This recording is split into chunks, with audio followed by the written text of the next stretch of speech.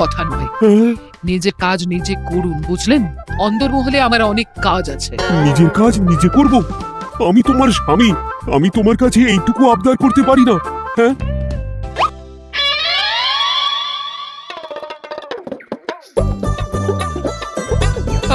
আজ গিন্নির সাথে বচসা করতে গিয়ে দেরি হয়ে গেল।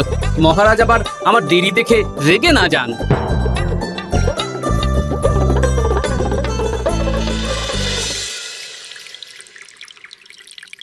হ্যাঁ, তুমি কথাটা খুব একটা মন্দ বলনি মন্ত্রী। এতে রাজ্যবাসীরও উপকার হবে আর রাজকোষেরও খুব একটা চাপ পড়বে না। তাহলে মহারাজ সব ঘরে ঘরে এই বার্তা পৌঁছে দিই। কি এত বড় সাহস তোমার? আমার মুখে মুখে কথা বলছো?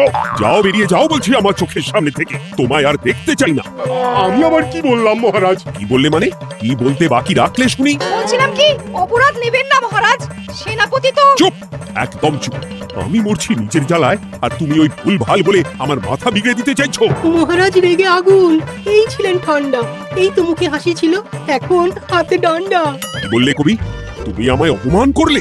যাও, এক্ষুনি তোমরা সবাই দূর হয়ে যাও আমার সামনে থেকে। কাউকে চাই না আমি এই মুহূর্তে। রাজসভা আমি শূন্য দেখতে চাই, না হলে আজ সব কটা গর্দান নেব আমি। যাও বলছি।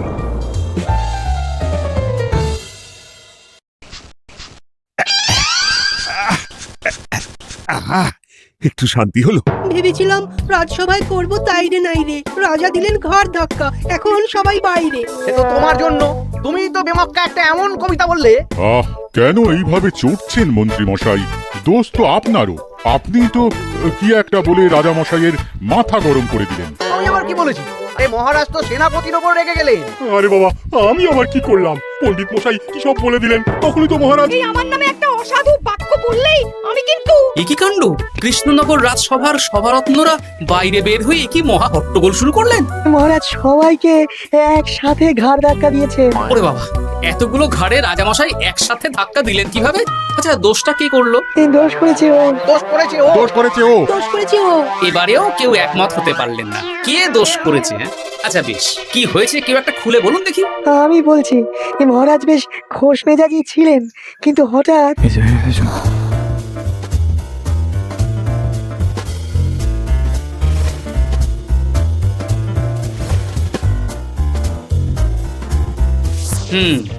এই কাণ্ড!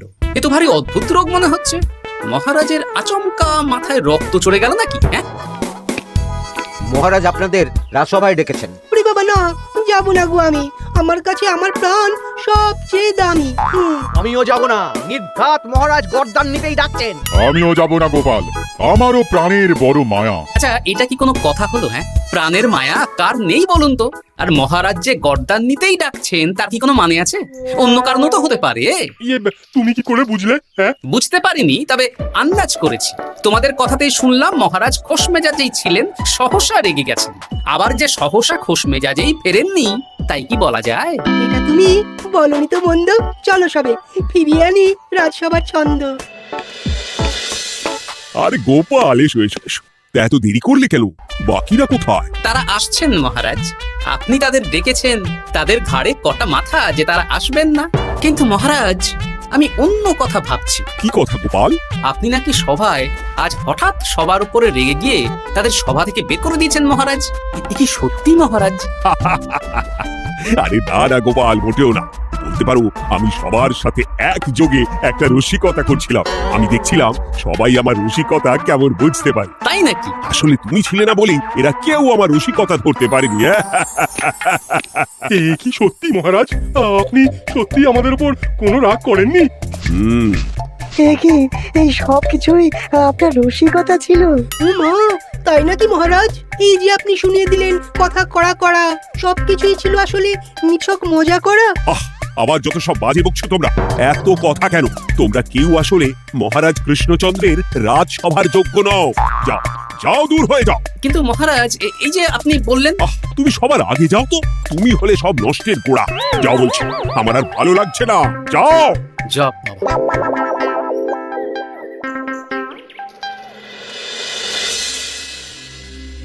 কি বুঝছেন? না না না, আমি তো সবই ঠিক দেখছি রানীমা। হ্যাঁ, এটা ঠিক যে নারীর গতি কিঞ্চিত চঞ্চল বটে, তবে তা তো হতেই পারে বাকি সবটাই ঠিকই আছে। তাহলে এমন হচ্ছে কেন? মহারাজ এইভাবে যখন তখন রেগে যাচ্ছেন কেন? আজ শুনলাম আপনাদের সভা থেকে দুবার বের করে দিয়েছেন, আবার ফিরিয়ে এনেছেন। হুম হুম হুম আমি ওষুধ পাঠিয়ে দিচ্ছি, আর মহারাজের কিঞ্চিত বিশ্রামের দরকার। হ্যাঁ, তোমার মাথা আর আমার মুন্ডু। বলি, আমি বিশ্রাম নিলে রাজকার্যকে চালাবে শুনি তুমি, নাকি ওই অকর্মার ঢেকি মন্ত্রী? না মানে ওই আমি যাও, আর আমার কথা বলতে ভালো লাগছে না, আমাকে একটু একা থাকতে দাও।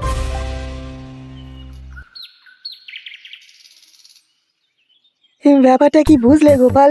রাজবৈদ্য তো মহারাজকে দেখতে রাজবাড়িতে গেছেন, কি মনে হয়? গতকালও আমি যখন বাগানে গেলাম,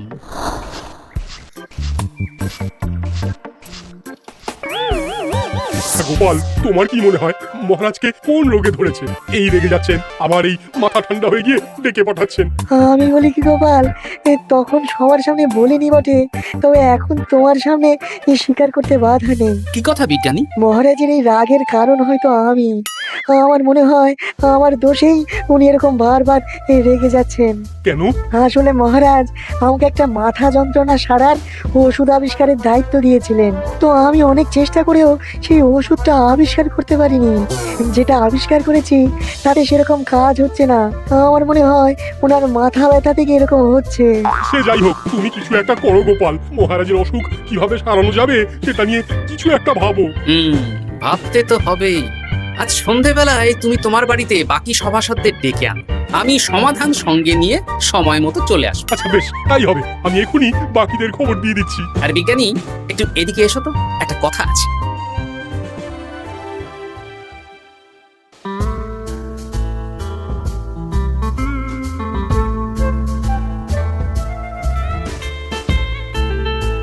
গো, বলি এইভাবে ঘুরলে কি মহারাজের ব্যামোশ কেড়ে যাবে? তা সারবে না। তার চেয়ে এক কাজ করি, কিছুটা আলু আর ছোলা সেদ্ধ করেছি, তার সাথে নুন, লঙ্কার গুঁড়ো আর লেবু দিয়ে মেখে আলু কাবলি বানিয়ে দিই, কি বলো? হ্যাঁ, দাও দাও দাও, মন্দ হয় না। মহারাজের মন উচ্চাটন, তার কি কারণ? মাঝে মাঝে আসছেন আর মহারাজ রেগে আগুন হয়ে যাচ্ছেন, আবার যেই সে ব্যামো ঠিক হয়ে যাচ্ছে মহারাজ সেই আগের মতন। তার উপর আবার সভাসদেরা মনে করছে তাদেরও কোনো দোষ আছে। তাহলে দুয়ে দুয়ে চার করতে হবে, কিন্তু কিভাবে কিভাবে কিভাবে? এই নাও আলু কাবলি খেয়ে পেট ঠান্ডা করে নাও দেখি। হ্যাঁ, বেশ কিছুদিন আগে বিজ্ঞানী লেবুর রসের জাদুর কথাই তো বলছিল। আচ্ছা গিন্নি, তুমি তোমার বিয়ের সময় তোমার বাবার মুদির দোকানের একটা কাঠের ছোট বাক্স পেয়েছিলে না, যাতে শ্বশুর মশাই মোহর রাখতেন? উমা, সে বাক্স তো ঝুলকালি মেখে আছে গো, তাদের তোমার কি হবে? ঝুলকালি লেগেছে? বাবা বাবা বাবা, তাতে তো আমার কাজ আরো ভালো হবে। যাও যাও যাও, নিয়ে এসো দেখি। আমি ততক্ষণে বেশ খানিকটা অদৃশ্য কালি বানিয়ে ফেলি। না না, আমি তো বলছি মহারাজের কোনো রোগ নেই, সামান্য উদ্বেগ ছাড়া আর কোনো সমস্যাই নেই মহারাজের। তাহলে মহারাজ আমাদের এই তুর্কি নাচন কেন নাচাচ্ছেন শুনি, মস্করা করে? তাই তো উত্তর জানা চাই তো। আর এই যে এত জরুরি তলব পাঠিয়ে গোপাল আমাদের ডেকে পাঠালো, তার তো টিকিরও দেখা নেই। গোপাল কি করবে শুনি?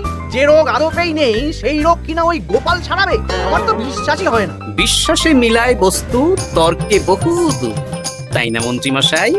পেলে গোপাল, মহারাজের রোগ সারাবার কোনো উপায় পেলে? আচ্ছা গোপাল, রাজবৈদ্য বলেছেন মহারাজের কোনোই অসুখ নেই, তা তুমি কি সারাবে শুনি? হ্যাঁ, রোগ হয়তো রাজবৈদ্য মশাই ধরতে পারেননি, কিন্তু কিছু তো আছেই যার জন্য মহারাজ এমন আচরণ করছেন, তাই না? তা তুমি বলো না মহারাজ এমন কেন করছেন, আর কি তার সমাধান? এক এক করে বলি। আমি ভেবে দেখলাম এর জন্য আমরাই দায়ী। বলো কি?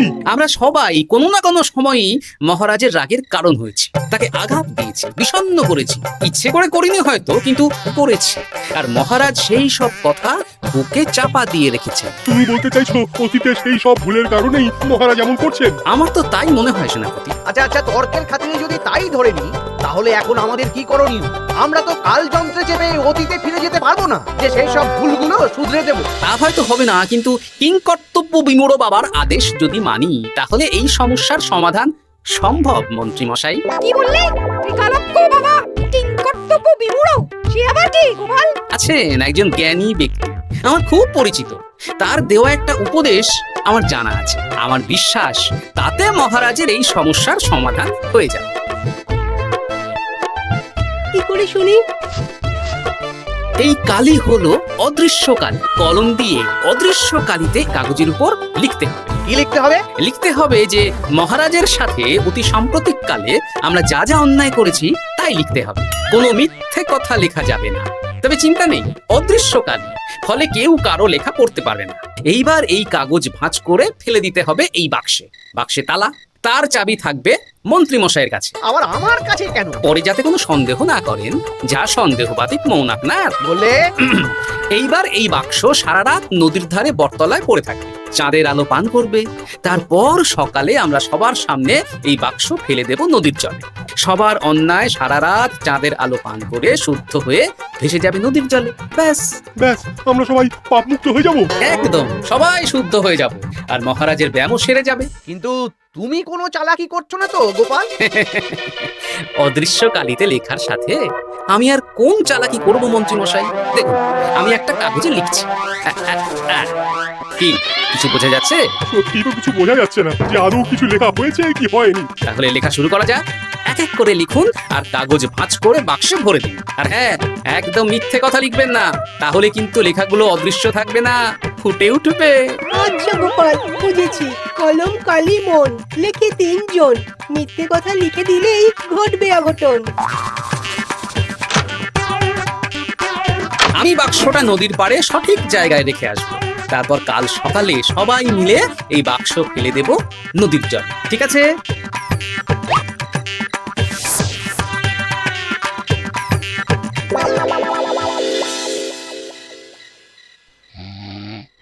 কথায় আছে, মনে যা আসে বলে যাও, ভুলেও লিখো না, তাহলেই বিপদে পড়বে।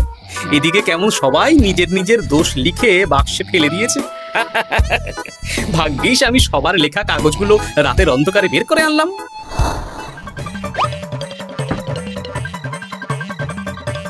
এইবার এই কাগজগুলো ঢুকিয়ে দিলেই কেল্লা ফতে। এখন সবার পাপের স্বীকারোক্তি আমার হাতের মুঠোয়।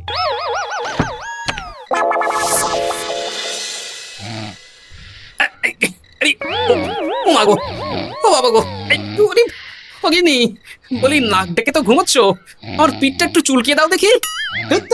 এই জন্যই তো মাথাটা যায় গরম হয়ে। আরে, এই সহজ ব্যাপারটাই তো আমি বুঝতে পারিনি। মহারাজের অসুখটা হলে এই যা, এই রাতের বেলাতেই একসাথে একটা ঢিল পেয়ে গেছি। এক ঢিলে মারবো 2 পাখি। রাজার অসুখও সারবে, আবার সব কটা পাজি শায়েস্তাও হবে। হ্যাঁ,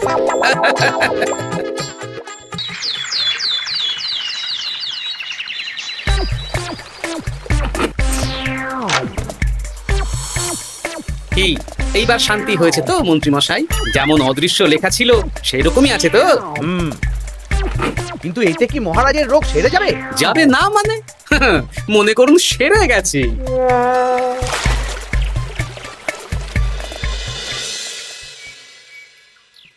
তাহলে আজকে সভার কাজ শুরু করা যাক। ক্ষমা করবেন মহারাজ, সবার কাজ শুরু করার আগে একটা দরকারি কাজ আগে করা দরকার। না হলে আবার কখন আপনি আমাদের কারো উপর রেগে যাবেন আর আমাদের সভা থেকে তাড়িয়ে দেবেন, তার তো ঠিক নেই, তাই না? গোপাল, আর বিরক্ত করো না। আমার এত সাহস নেই মহারাজ যে আমি আপনাকে বিরক্ত করব। আমি তো জানি, নিজের পিঠ যখন নিজে চুলকোনো চায় না, আর কেউ থাকে না সেই পিঠ চুলকিয়ে দেবার মতো, তখন কিরকম বিরক্তি জেগে ওঠে, তাই না মহারাজ? এ কি গোপাল, তুমি এত কিছু কি করে জানো? জানাই তো আমার কাজ মহারাজ। আর এও জানি যে আপনার এই বিরক্তির পেছনে সভাসদগণের ভূমিকা ঠিক কি। তার মধ্যে তুমিও আছো গোপাল, তাই না? আছি, পুরো মাত্রায় আছি মহারাজ। তবে হ্যাঁ, আমি কিন্তু তাই বলে রাজকোষের হিসেবে গোলমাল করে মহারাজের কোপের কারণ হইনি মন্ত্রী মশাই। কি গোপাল আন্দাজে বলছে? না হলে কাল অদৃশ্য কালিতে আমি কি লিখেছি সেটা জানলো কি করে?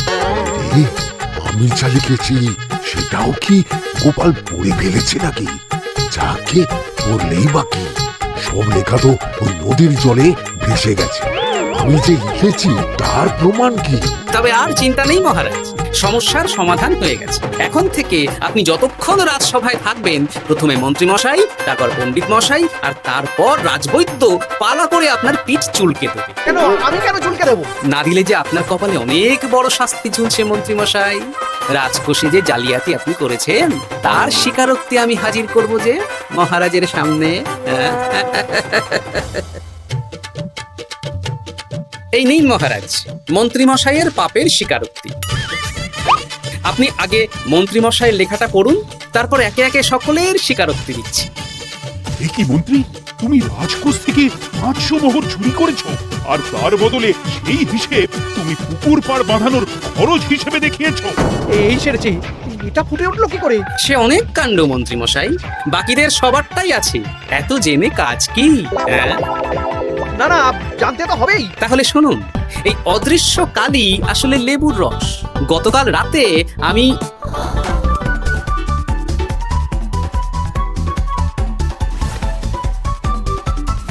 এবার লেবুর রসে অদৃশ্য লেখা কেন বা কিভাবে ফুটে উঠলো সেটা বিজ্ঞানী বোঝাবে।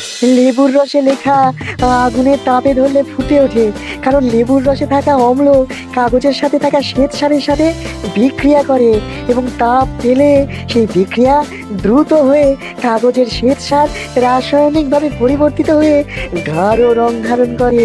অনেকদিন আগে বিজ্ঞানীর কাছে ব্যাপারটা জেনেছিলাম, আজ কাজে করে দেখালাম। এবার মন্ত্রী মশাই দেখুন, মহারাজের সেবা করা ভালো না তার বদলে চাবুক খাওয়া ভালো? ওরে বাবা, না, না, আগে যেমন বুনো ওল তেমনই তো বাঘা তেঁতুল হবে মন্ত্রী মশাই। যা, রাজা মশাইয়ের মেজাজ আবার বিগড়ে যাওয়ার আগেই কাজ শুরু করে দিন ও বাকিদেরকে সেবা করার সুযোগ করে দিন। আজ থেকে ভুল হলে শুধরে নেব ভুলকে, মন্ত্রীমশাই মহারাজের পিঠ দেবে চুলকে।